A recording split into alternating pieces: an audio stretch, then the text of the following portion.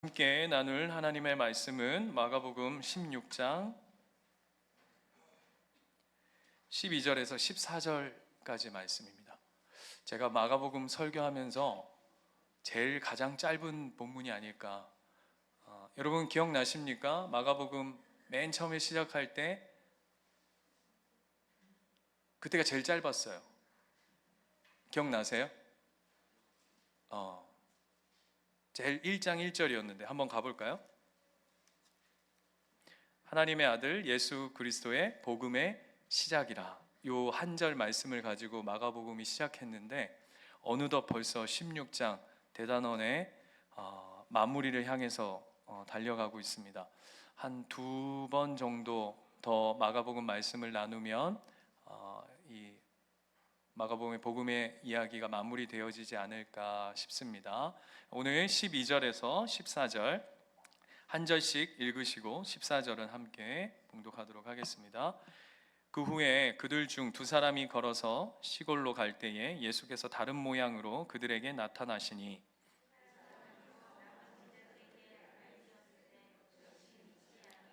함께 읽겠습니다. 그 후에 11 제자가 음식 먹을 때에 예수께서 그들에게 나타나사 그들의 믿음 없는 것과 마음이 완악한 것을 꾸짖으시니 이는 자기가 살아난 것을 본 자들의 말을 믿지 아니함이리라. 아멘. 여러분 라틴어 중에 에투 블루투스라고 하는 말이 있습니다. 들어보셨습니까? 무슨 블루투스를 연결해라 이런 내용이 아니고요. 여러분 이걸 제가 해석하면 여러분 다 아실 거예요. 블루투스 너 맞아. 이래도 모르시면 굉장히 제가 당혹스러운데 카이사르 그 율리우스인가요? 이름 뭐죠? 아무튼 그 사람 카이사르가 그 믿었던 자기가 어떻게 보면 아들처럼 믿었고 친구처럼 믿었던 그 블루투스가 자신을 배신해서 자기가 마지막 죽음을 앞둘 때 블루투스 너무하죠 이렇게 얘기했던 그 연극 한 소설의 그 대목이기도 한 굉장히 낯서네요 이 분위기가. 그런 대목이 있습니다. 여러분 배신하면 가장 크게 이렇게 맞닥뜨렸던 분이 누구냐 하면 바로 오늘 예수님이시죠. 그죠? 배신이라고 하면 아마 예수님 진절머리가 나시는 분일 것 같아요. 그래서 이 제자들 그리고 그 많은 무리들이 그 예수를 따랐던 그들에게서 당한 그 배신감. 그러면서 오늘 이 말씀 안으로 이렇게 보시면 그 배신을 딛고 다 예수님 십자가에서 돌아가셨을 때 예수님을 다 부인하고 그렇게 수많은 사람들이 생명을 얻은 일들, 예를 들면 예수님으로 말미암아 생명을 얻은 자들도 있었고 나음을 입은 자들도 있었고, 그죠? 또 어떤 사람은 사람 취급을 받지 못하는 삶에서 예수가 그 이름을 부름으로 말미암아서 그가 사람다운 삶의 어떤 시작점을 경험한 사람들도 있었어요. 누구죠? 예를 들면 삭개오 같은 사람. 그렇잖아요. 삭개오. 사람들로부터 손가락질을 받았던 그가 그 옛날에는 우리 어렸을 때는 제가 한 30살 살았으니까 한 30년 전에는 뽕나무였는데 지금은 뭘로 바뀌었죠? 오늘 왜 이러시죠? 네. 돌무화과 나무잖아요. 삭개오가 그 위에 이렇게 올라가 있는데 예수님이 뭐라고 하시죠? 이름을 알아요. 삭개오야 내려오라. 이미 거기서 끝난 거예요. 삭개오는. 그죠? 와, 이분이 내 이름을 아시네. 나 같은 존재의 이름을 알아? 여기서 그냥 삭개오가 우르르. 그랬던 그도 예수님의 이 십자가의 마지막 상황 속에서 예수님을 쫓아왔더라 라고 얘기하는 것은 우리는 성경에서 찾아볼 수가 없어요. 그래서 그런 배신을 딛고 예수님이 실제로 부활하셨죠. 그래서 우리가 지금 지난 말씀과 지금 오늘 이 말씀의 이 주차가 너무 떨어져 있어가지고 지난번에 이야기를 기억을 못 하실 것 같은 제가 믿음 없음을 말씀드려서 죄송하지만 부활에 관한 이야기들을 쭉 나눴는데 그 부활하셔서 이제 어떻게 하냐면 그들의 삶 가운데 다시금 찾아오셨어요. 그죠? 그런데 여러분 지난주 기억나십니까? 이 마가복음이 계속 반복해서 이야기하는 게 뭐였냐면 그들이 예수의 부활을 믿지 아니하더라 해요. 그래서 오늘 13절도 한번 다시 한번 가볼까요? 13절에 예수님이 실제로 제자들에게 나타나셨고 그것을 본 제자들이 다시금 그 제자들, 그 12제자들에게 전달을 했음에도 불구하고 13절에 뭐라 그러냐면 역시 믿지 아니하였더라 라고 얘기해요. 더 재밌는 건 13절 맨 앞이 어떻게 시작하냐 하면 두 사람 이렇게 되어 있습니다.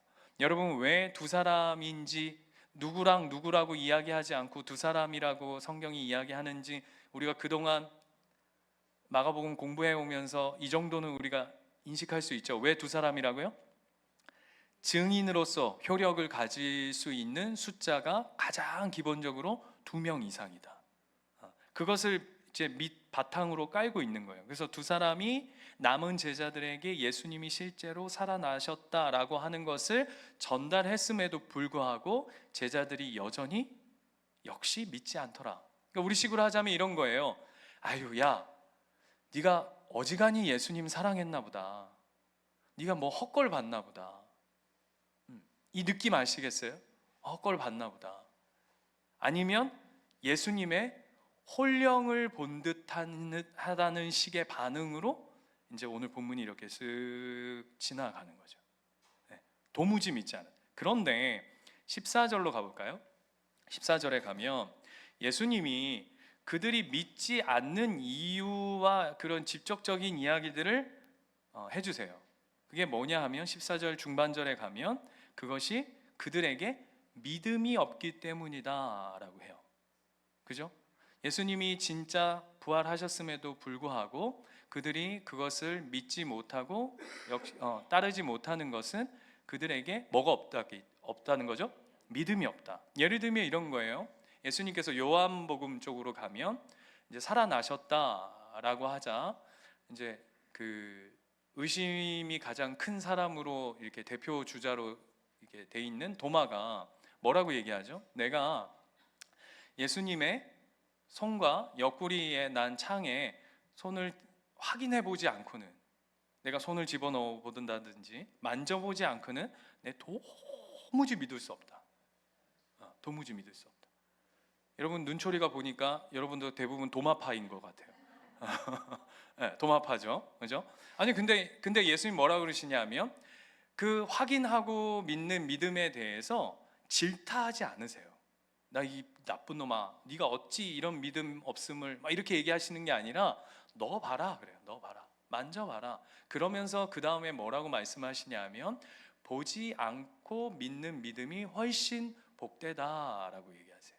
그러나 그 안에 도마의 그 어떤 행동들이 믿음 없음이라고 하는 것으로 오늘 이야기로 귀결될 수 있죠. 그런데 저는 그 다음 절이 조금 이해가 안 됐어요.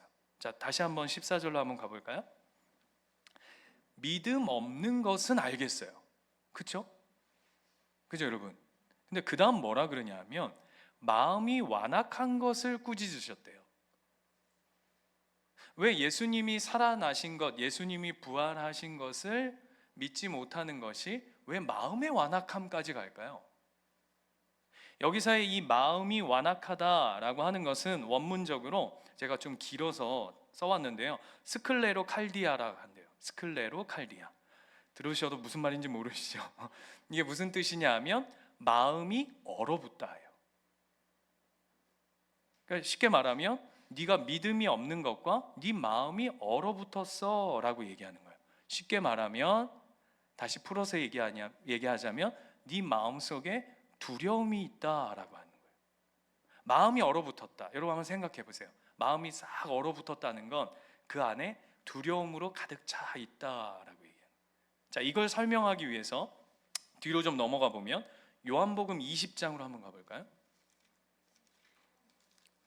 왜 예수님이 너희들이 부활을 믿지 않느냐라고 얘기하시면서 그것을 믿음 없음과 마음의 완악함, 두려움이라고 표현했을까라고 할 때에 20장 19절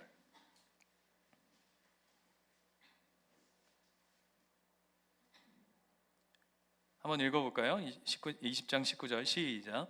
이날 곧 안식 후 첫날 저녁 때에 제자들이 유대인들을 두려워하여 모인 곳에 문들을 닫았더니, 여러분 이 구절을 한번 상상해 봅시다. 제자들이 지금 어떻게 하고 있는 거죠? 먼저 선행되어져야 할 배경이 뭡니까? 예수님이 살아나셨다고 하는 이야기를 들은 제자들입니다. 그러자 그들이 뭘 하냐면 한 곳에 모였는데 두려워가지고 문이라는 문은 다 닫고 창문까지도 닫고 아마 요랬을 것 같아요. 커튼까지도 다 이렇게 오보다 싸고, 전문 용어가 나왔어요. 오보다 싸고. 왜요? 불빛 하나, 인기척 하나 밖으로 새 나가지 않게끔 그냥 철저히 지금 막고 있는 거죠. 무엇 때문에요? 네? 그렇죠. 두려움 때문이에요. 두려움 때문에. 어떤 두려움 때문입니까? 네? 이런 거예요. 예수님이 실제로 살아나셨다는 것이 그게 팩트냐 아니면 루머냐, 그것과 상관없이 예수님이 살아나셨다는 일이, 그 부활의 사실이 진짜 사실이어도 큰일 난 사건이고, 그것이 루머가, 그게 사실이 아니어도 예수님이 살아나셨대라고 하는 그 소문들이 유대인들에게 퍼져나가는 것조차도 제자들에게는 큰 위험이었어요. 이 느낌 아시겠어요? 왜냐하면 여러분 혹시 작년인가요? 재작년인가 그 개봉한 그 자산어보라고 하는 영화 보신 분 계십니까? 네, 누구의 이야기죠? 네? 자산어보. 정약전, 정약종, 정약용, 이 삼형제. 네, 네. 그 훌륭한 사람들은 이름 사이에 꼭 전자가 들어가는 것 같아요. 못 웃으시면 이 유머를 모르시는 겁니다. 정약전, 정약종, 정약용, 이 세 사람. 이 세 사람이 당대에 아주 이 영향력을 미쳤던 사람들이었죠. 그런데 그 우리식으로 하자면 그때는 카톨릭이고 예수의 학문을 받아들였다, 카톨릭의 그 복음을 받아들였다는 이유로 순조가 어떻게 합니까? 처형시켜 버립니다. 둘째는 처형시켜 버리고 첫째와 막내 정약용은 귀향을 보내버리죠. 그러면서 그 일가족 자체를 다 그냥 일명 3대 숙청시켜 버리는, 그냥 철저히 짓밟아 버리는. 왜요? 왜 그렇게 하죠? 그 당시에 지금도 참 정치 이런 측면들이 참 그런데 어떤 이게 힘의 권력의 이 씨앗을 두고 보질 못하는 거죠. 이것이 어떤 지금의 어떤 권력에 방해가 된다고 생각되어지면 그냥 그것을 뿌리 뽑아 버리는 것이 세상이 가지는 이치입니다. 마찬가지로 오늘 제자들이 예수님이 실제로 부활하셨다라고 하는 것에서 가지는 두려움이 무엇이었냐면, 하나님이 정말 약속하신 대로 우리 예수님을 다시금 살려주셨구나라고 하는 그 기쁨보다 뭐가 훨씬 컸냐 하면, 이러다가 예수님 십자가에 달리셨던 그 모습대로 우리 모두도 그렇게 결국을 맞이하게 되는 것은 아닐까라고 하는 그 두려움에 사로잡히는 거죠. 여러분, 이런 말씀을 대할 때면 우리는 쉽게 이렇게 그냥 이렇게 감정적으로 인식적으로 그냥 휙 지나갑니다. 어떻게 해요? 두 가지입니다. 제자들 이 아주 믿음 없고 이게 진짜 하는지 꼬라지들 아이고 이렇게 가거나, 둘째는 뭘까요? 별로 신경 안 쓰고 그냥 지나가는 거죠. 뭐 그랬나 보네. 그런데 여러분 한번 잘 생각해 보세요. 이 두려움에 사로잡힌 모습은 결코 제자들만의 이야기가 아니라 결국 세상이 주는 그 힘의 압제, 하나님을 믿는 것을 믿는 것으로 그냥 내버려 두지 않는 세상의 힘 앞에 우리의 믿음을 지켜가야 하는 우리 또한 동일한 길을 걷고 있는 것이죠. 그럴 때마다 여러분, 세상 때문에 두려울 때가 많지 않습니까? 오늘 굉장히 외로워요.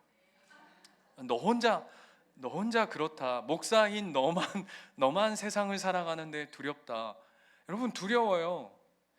네, 뭐 생각해 보세요. 여러분, 가스 요금, 전기 요금만 지난달보다 10,000원, 20,000원 더 나와도 벌써 제 마음이 요동치기 시작해요.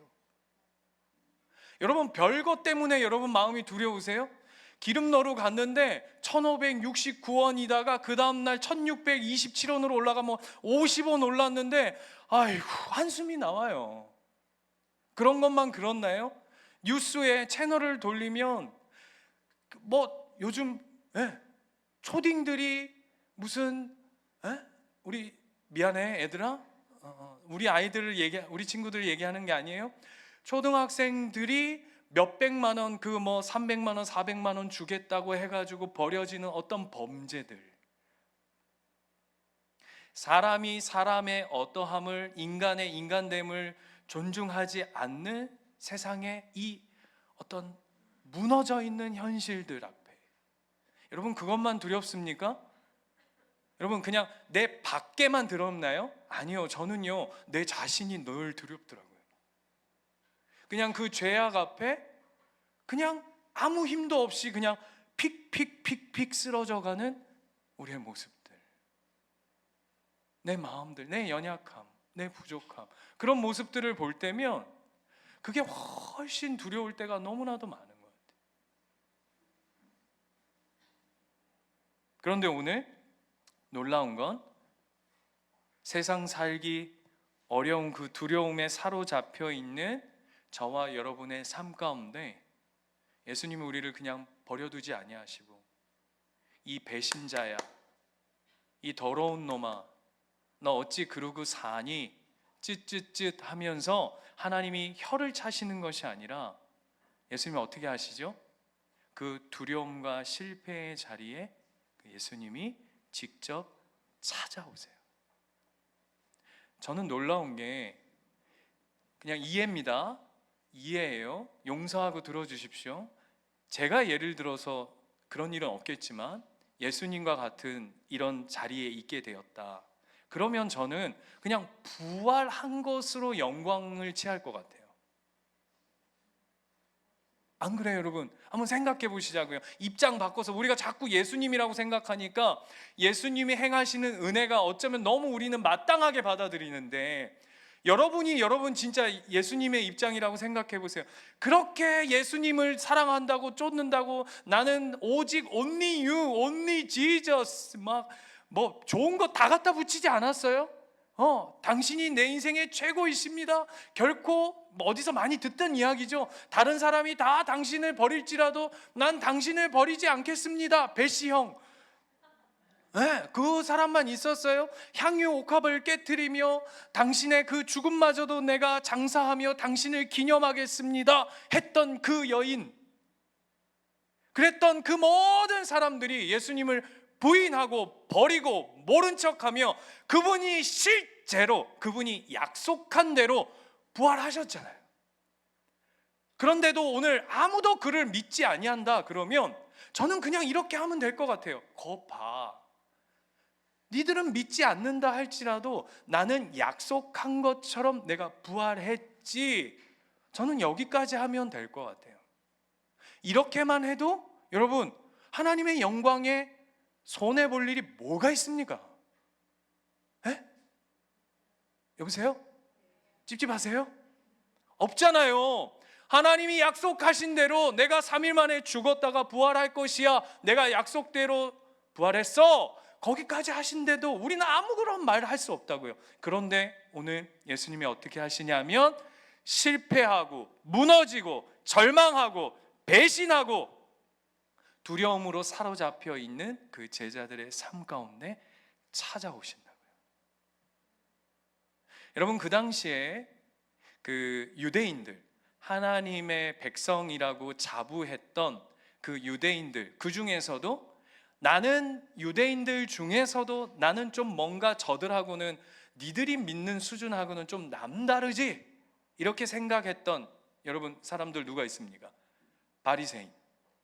바리새인들은 자신들의 그 어떤 깨끗함과 정결함과 자신의 자신됨을 지키기 위해서 어떤 방식을 채택했냐 하면 더러운 것을 잘라내는 것으로 자신의 깨끗함을 구별하는 것으로 삼았어요.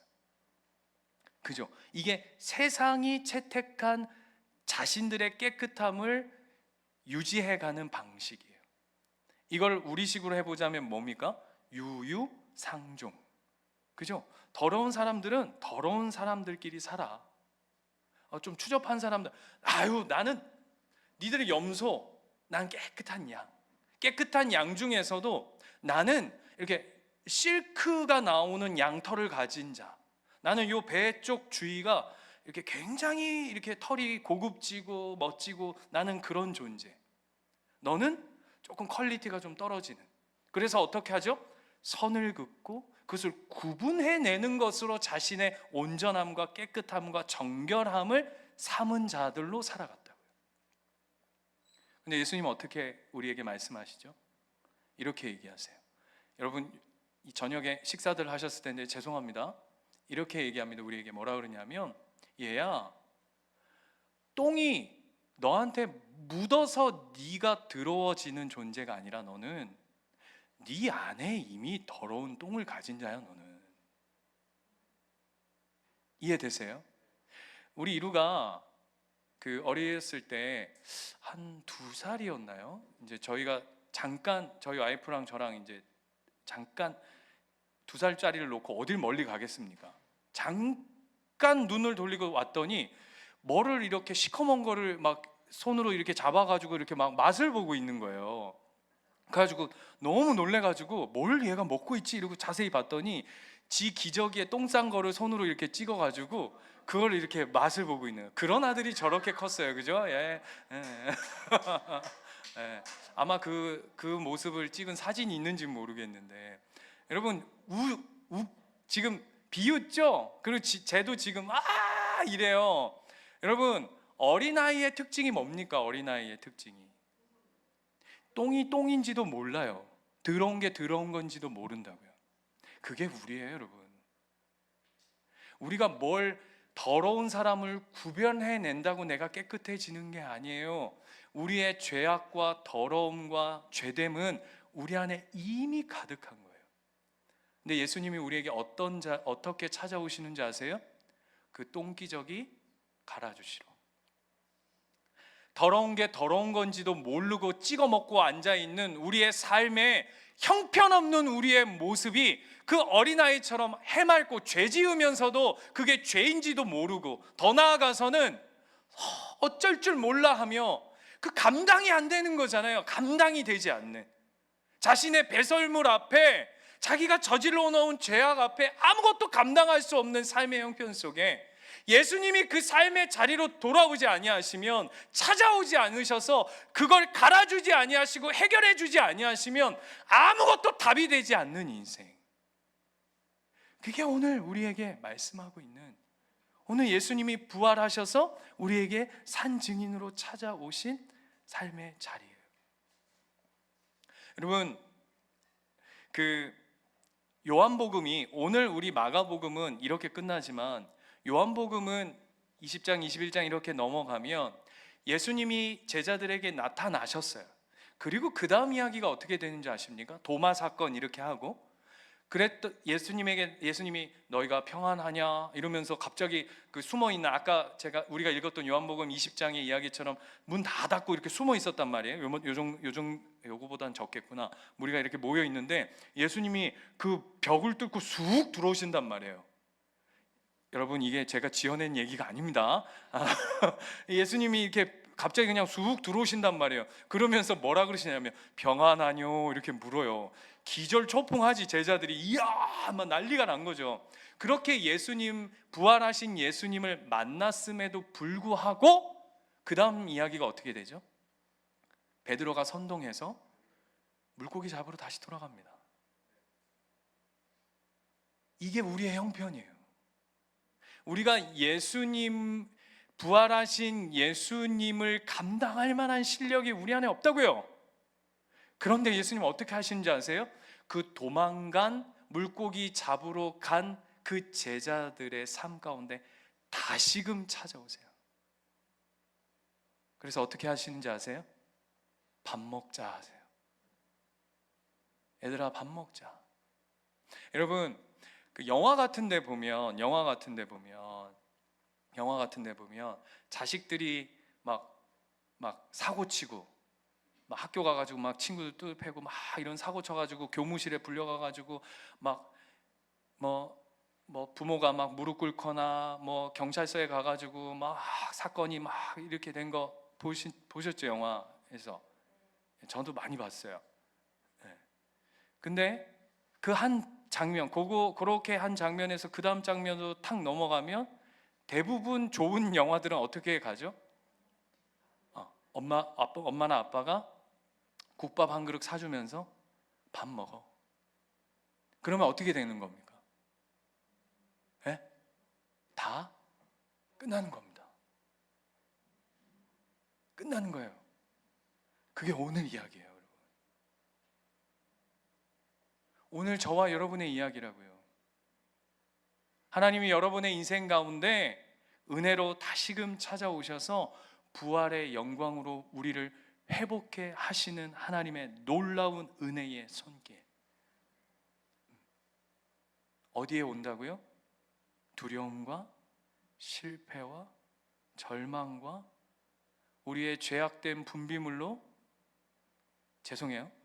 똥판이 되어 있고 똥칠이 되어져 있는 우리의 삶의 자리에 그분이 은혜로, 사랑으로, 선빔으로, 겸손으로, 자비하심으로, 인자하심으로, 평강으로 우리의 삶 가운데 찾아오셔서 오늘을 다시금 우리를 일으켜 세우는 줄 믿습니다.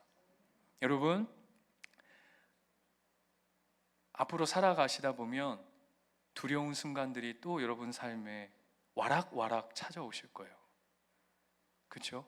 그럴 때마다 우리는 그 두려움을 묵상하지 마시고 우리의 삶 가운데 그 두려움 뒤에 우리의 삶을 지키시고 인도하시고 함께 하시고 그 두려움보다 우리의 어떤 문제보다 더 먼저 찾아오셔서 하나님이 우리를 지키시는 하나님의 은혜가 있음을 믿는 마음으로 고백하는 마음으로 그것이 우리에게 가장 강력한 믿음임을 고백하는 저와 여러분의 삶이 되시기를 축원드립니다.